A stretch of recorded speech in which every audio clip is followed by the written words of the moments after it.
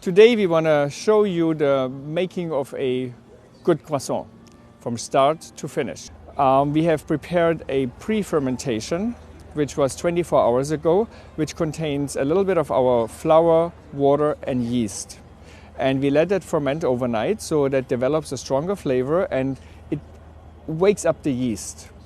Then on day number 2, which was today at 5 a.m. in the morning, we mix our croissant dough. So mixing the croissant dough is a fairly simple procedure as long as you ensure that your dough is not overmixed, so it does not have developed too much gluten, which you will see it's really stiff and it's really tough to round it.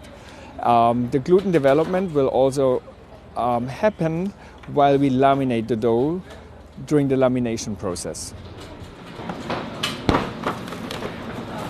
And we are chilling the dough to about plus 6 degrees Celsius for about 4 hours. We pre-sheeted the dough to a rectangle square, and which matches the size of the butter we have cut previously. Now, as I said, we want to make sure our butter temperature and our dough temperature and butter and dough consistency is pretty much the same, so we can laminate the dough evenly without having the butter breaking. Very important is that you use a high quality butter with a low water content, which allows your butter to be more homogenized and less chances of breaking and cracking. We lay the butter evenly onto our pre-sheeted croissant pastry dough and we fold in the butter. The folding process is probably the most labor intensive of all, which includes a double folding 2 times. You can see how we double laminate each dough. Double lamination means that we fold the dough not once, but we fold it twice, and we do that twice in a row with a resting period of about 15 minutes in between. This will create 48 layers between butter and dough.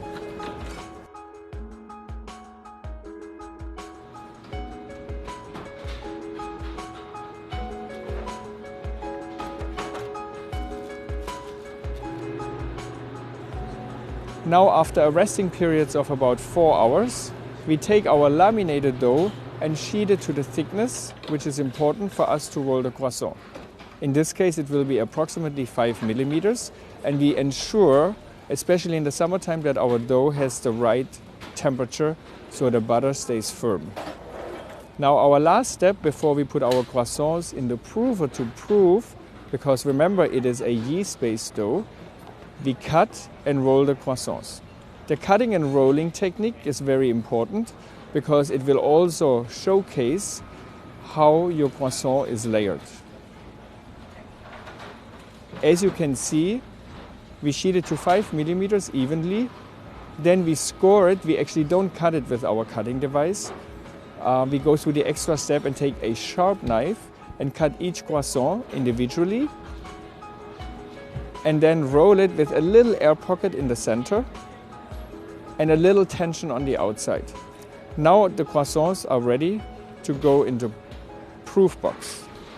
Our proof box is a temperature and humidity controlled environment which lets the yeast rise the croissant at a certain humidity, which keeps it also elastic. And now we are ready to put our croissants in a preheated 375 degrees Fahrenheit oven.